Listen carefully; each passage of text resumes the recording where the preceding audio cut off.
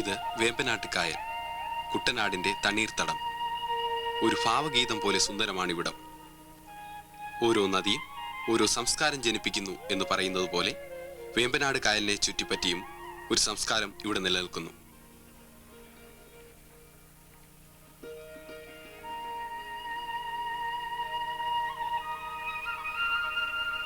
പ്രഭാതത്തിൽ അരിച്ചിറങ്ങുന്ന പുകമഞ്ഞിൽ ഉറക്കം നടിച്ചു കിടക്കുന്ന കളിവള്ളങ്ങളും തെങ്ങുകൾ അതിരിട്ട കായൽ പരപ്പും വേമ്പനാടിനെ കൂടുതൽ സുന്ദരിയാക്കുന്നു.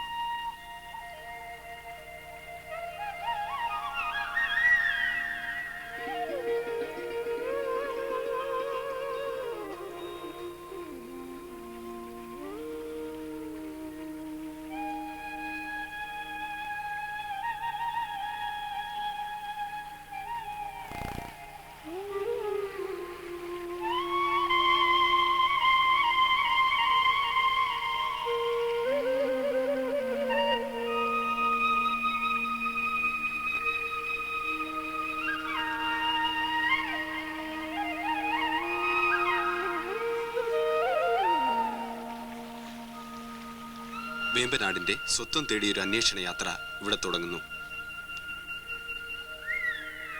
വേമ്പനാടിന്റെ ജൈവവ്യൂഹങ്ങളിലൂടെ, കായലിനെ ആശ്രയിച്ച് ജീവിക്കുന്ന മനുഷ്യരുടെ ജീവിതത്തിലൂടെ ഒരു തീർത്ഥയാത്ര.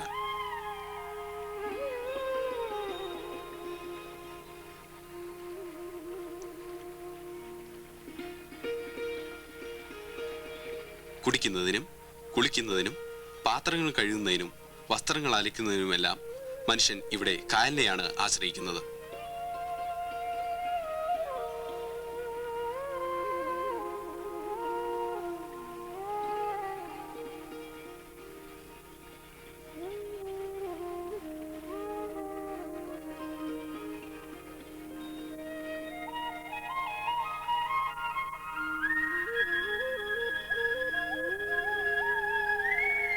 ഉപജീവനത്തിനും യാത്രയ്ക്കും കൃഷിക്കുമെല്ലാം കായൽ തന്നെ ശരണം.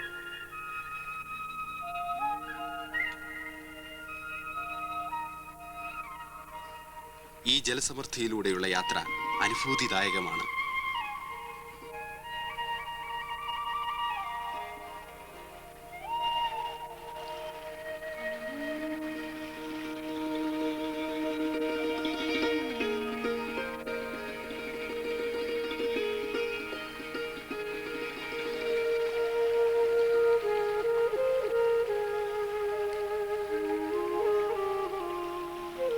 ഈ കായലിലെ ഒറ്റപ്പെട്ട തുരുത്തിൽ പോലും ദിനപത്രങ്ങൾ അതിരാവിലെ എത്തുന്നു. ഇതൊരു പക്ഷേ കേരളത്തിന്റെ മാത്രം പ്രത്യേകതയാവാം.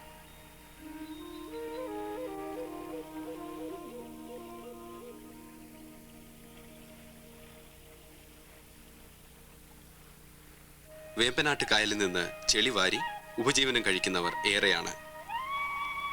ഈ ചെളി ഉപയോഗിച്ച് കായൽ നിലങ്ങൾ നികത്തുകയും കൃഷിക്ക് വളമായി ഉപയോഗിക്കുകയും ചെയ്യുന്നു.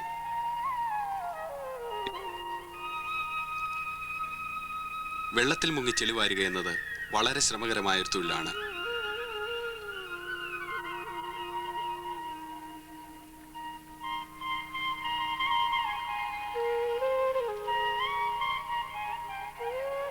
ഞാൻ ഈ തൊഴിൽ തുടങ്ങിയിട്ട് ഒരു 16 വർഷത്തോളമായി. ഈ മണ്ണ് വരി തുടങ്ങിയിട്ട് ഇത് തെങ്ങിന് ഉപയോഗിക്കും, പറമ്പിന് പിന്നെ വസ്തുക്കൾ നികത്താൻ ഉപയോഗിക്കും, വഴിക്ക് ഉപയോഗിക്കും, പിന്നെ മറ്റ് ഈ അടിത്തറ കെട്ടിയിട്ട് പെര നമ്മൾ മേയുന്നതിന് അതിനുപയോഗിക്കും. അങ്ങനെ പല ഉപയോഗം ഇതുകൊണ്ടുണ്ട്. പക്ഷേ ഒരു ദിവസം ഒരു വെള്ളം മണ്ണെടുക്കും, അതിന് 200 രൂപ കിട്ടും. 50 രൂപ വെള്ളക്കൂലി പോകും, ബാക്കി 150 രൂപ എനിക്ക് കിട്ടും. പിന്നെ ചില സമയങ്ങളിൽ ചില തോട്ടിൽ കയറുമ്പോൾ നമുക്ക് ആ തോട്ടിലെ വെള്ളം നമ്മുടെ ശരീരത്തിൽ തൊട്ടാൽ ചൊറിച്ചിലുണ്ടാവും. അനിയന്ത്രിതമായ യന്ത്രബോട്ടുകളുടെ ഉപയോഗം മൂലം കായൽ മലിനമാകുന്നതിനോടൊപ്പം ജലജീവികളുടെ നിലനിൽപ്പിനെയും അത് പ്രതികൂലമായി ബാധിക്കുന്നു.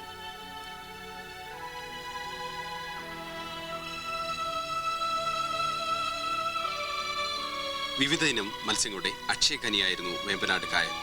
പൂമീൻ, കണമ്പ്, നരിമീൻ, കാളാഞ്ചി, ചെമ്പല്ലി, ചെമ്മീൻ, ഞണ്ട് എന്നീ ഇനങ്ങൾ സമൃദ്ധമായി ഇവിടെ വളർന്നിരുന്നു. എന്നാൽ പരിസ്ഥിതിക്കേറ്റ മാരകമായ പരിക്കുകൾ മൂലം മീനുകളേറെയും ഇവിടെ നിന്ന് അപ്രത്യക്ഷമായി കഴിഞ്ഞു.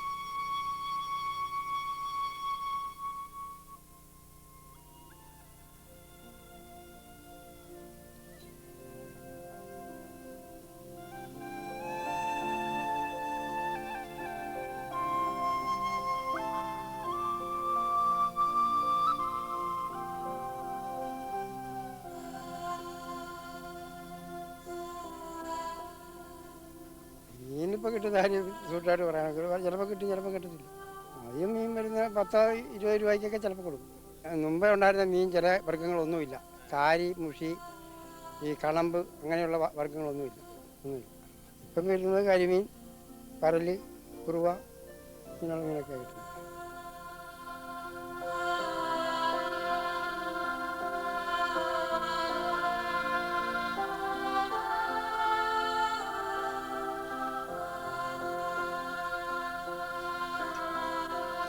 വേമ്പനാട് കായലിന്റെ വിവിധ ഭാഗങ്ങളിൽ കക്കാവാരി ജീവിക്കുന്ന തൊഴിലാളികളെ നമുക്ക് കാണാം. ഇവർ കായലിൽ നാട്ടിയിരിക്കുന്ന മരക്കുറ്റിയിൽ നിന്നുകൊണ്ടാണ് ആഴക്കയങ്ങളിലേക്ക് മുങ്ങുന്നത്. നല്ല ആരോഗ്യവും സാഹസികതയും ആവശ്യമായുള്ളൊരു തൊഴിലാണിത്. നിരന്തരം ഈ തൊഴിലിൽ ഏർപ്പെടുന്നവർ വേഗം രോഗികളായി മാറുന്നു. ഞാൻ 6 വർഷമായി കക്കാവാരം തുടങ്ങിയിട്ട്. പിന്നെ ഇതിനെപ്പറ്റി പറയുകയാണെങ്കിൽ ചേടിവാരം എന്ന് പറഞ്ഞ സാധനമുണ്ട്.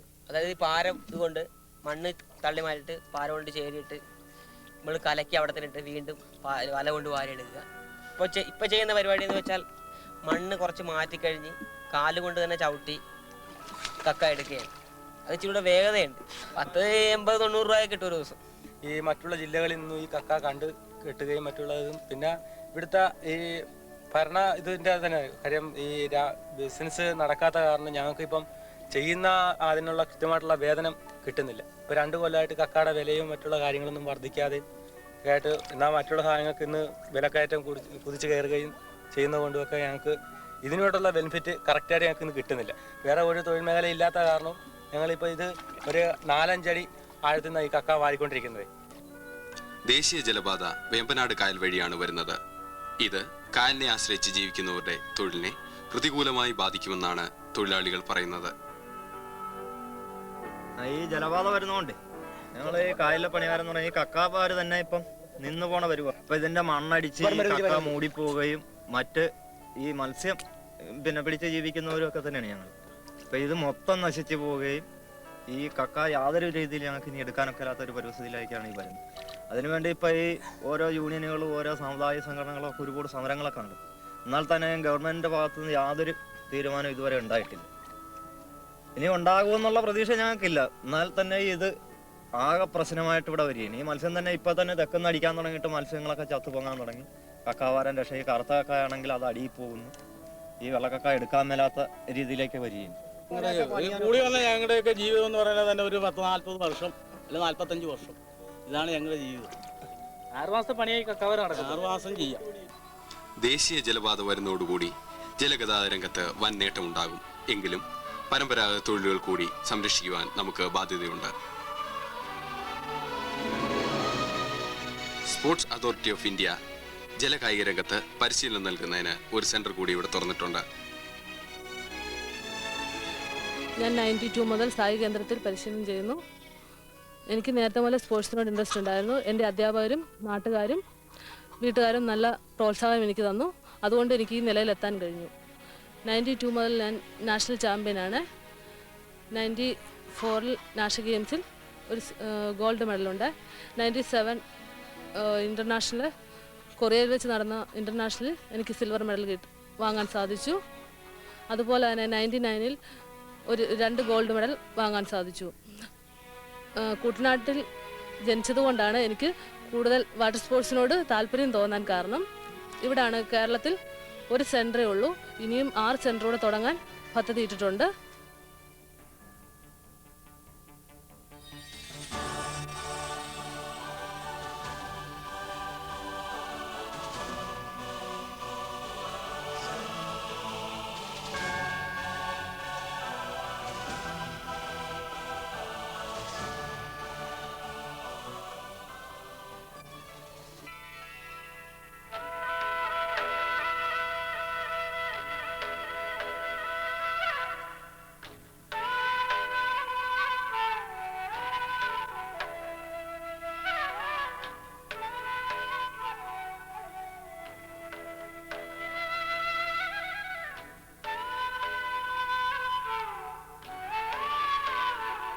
വേമ്പനാട്ട് കായലിന്റെ കാരുണ്യം കൊണ്ടാണ് കുട്ടനാട്ടിലെ നെൽകൃഷി നിലനിൽക്കുന്നത്.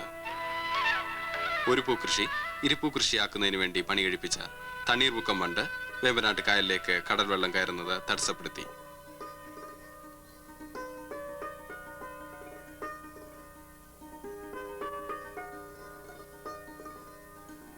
ഇത് കായലിന്റെ നിലനിൽപ്പിനെ തന്നെ ദൂഷ്യമായി ബാധിച്ചിട്ടുണ്ട്.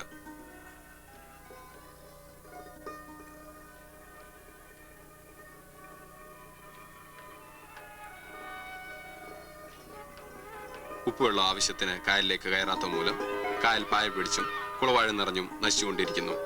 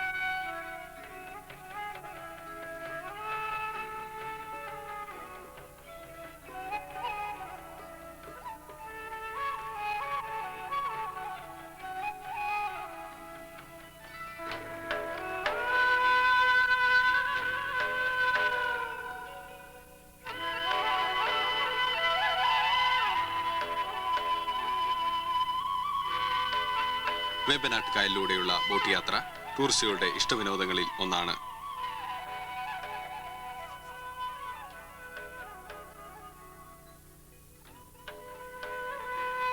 വേമ്പനാട്ട് കായലിന്റെ ഓരത്ത് വൻകിട ഹോട്ടലുകൾ ഉയർന്നു വരുന്നു. ഒപ്പം ഹോം സ്റ്റേ സിസ്റ്റവും ഇവിടെ നിലനിൽക്കുന്നുണ്ട്.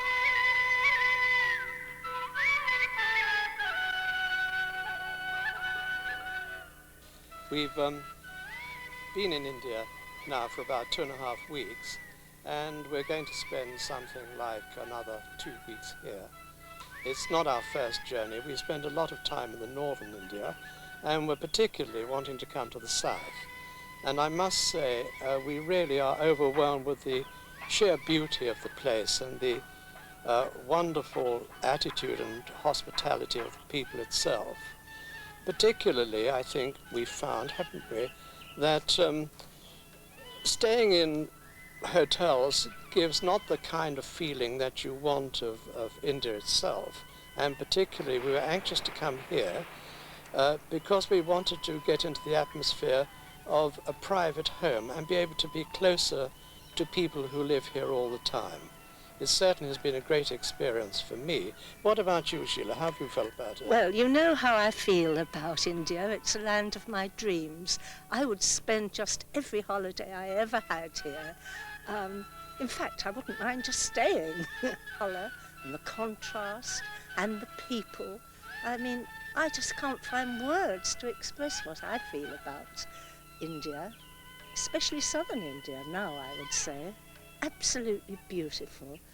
I'm surprised every day. I feel there's nothing more to see. And then round the corner there was always a lovely surprise, something different. Absolutely wonderful.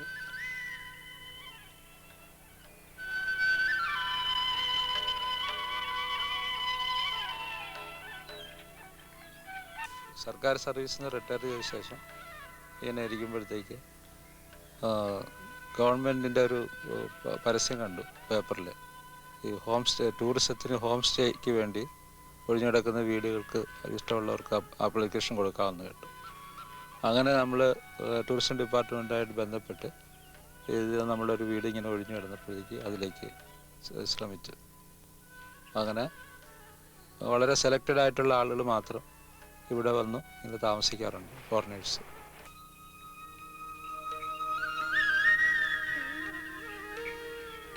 ഇത് പാതിരാമണൽ. 110 ഏക്കറിൽ പരന്നു കിടക്കുന്ന ഈ പച്ചപ്പിന്റെ ദൃശ്യവിരുന്ന് ടൂറിസ്റ്റുകളെ ഏറെ ആകർഷിക്കുന്നു.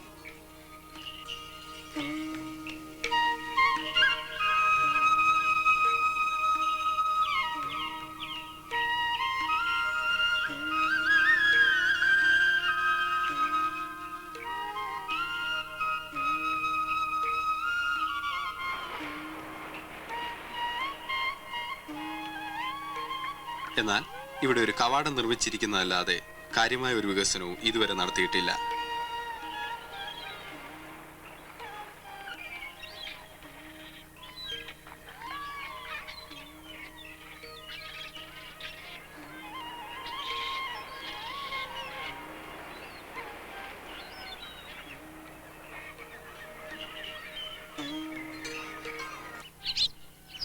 വേമ്പനാട്ടുകായലിന്റെ ഓരത്താണ് കുമരകം പക്ഷി സങ്കേതം. കണ്ടൽക്കാടുകൾ നിറഞ്ഞ ഈ പ്രദേശത്ത് ഹോട്ടൽ ശൃംഖലകൾ അതിക്രമിച്ച് കയറിയതോടുകൂടി കണ്ടൽക്കാടുകൾക്ക് ഗണ്യമായ നാശം സംഭവിച്ചു.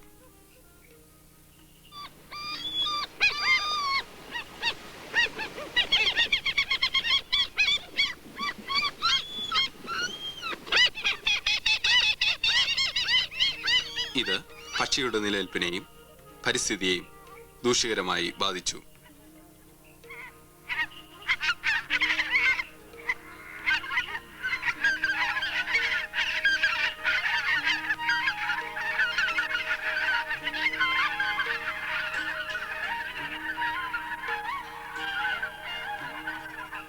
ഡിസംബർ മുതൽ മാർച്ച് വരെയുള്ള കാലയളവിൽ 10,000-കണക്കിന് ദേശാടകരായ എരണ്ടപ്പക്ഷികൾ വേമ്പനാട്ടുകായലിൽ എത്തുന്നു.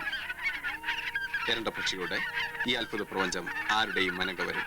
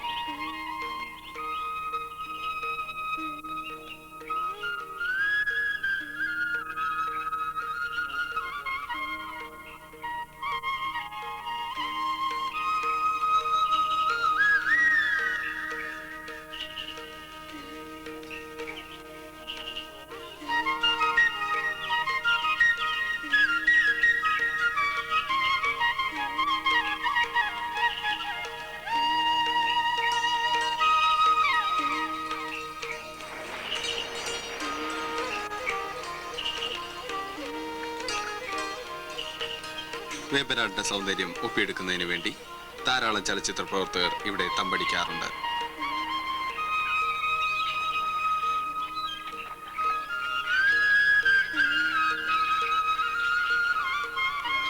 ഹൗസ് ബോട്ടുകൾ വേമ്പനാടിന്റെ ഒരു ആകർഷണീയതയാണ്.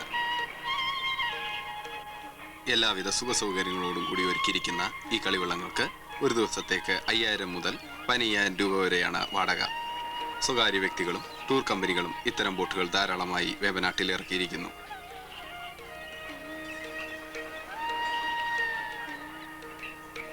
ചീനവലകൾ അതിരിട്ട കായൽപ്പരപ്പ് വേമ്പനാടിന്റെ സൗന്ദര്യം വർദ്ധിപ്പിക്കുന്നു.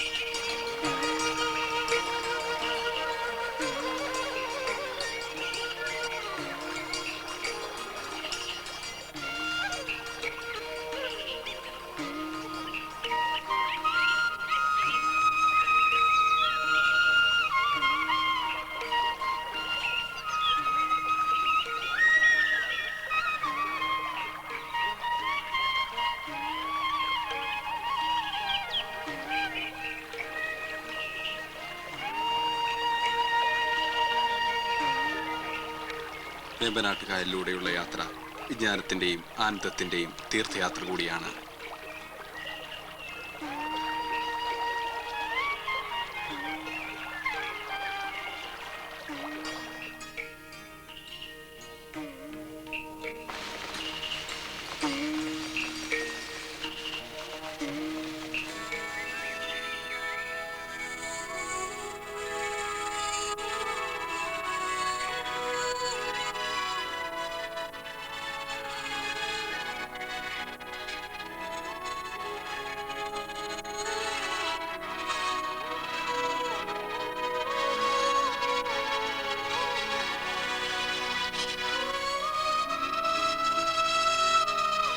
സൗന്ദര്യത്തിന്റെ ഈ തുരുത്തിന് ഒരു പോറൽ പോലും ഏൽപ്പിക്കാതെ സംരക്ഷിക്കാൻ നമുക്ക് ബാധ്യതയുണ്ട്. അതിനായുള്ള ശാസ്ത്രീയമായ ആസൂത്രണമാണ് നമുക്ക് ആവശ്യം.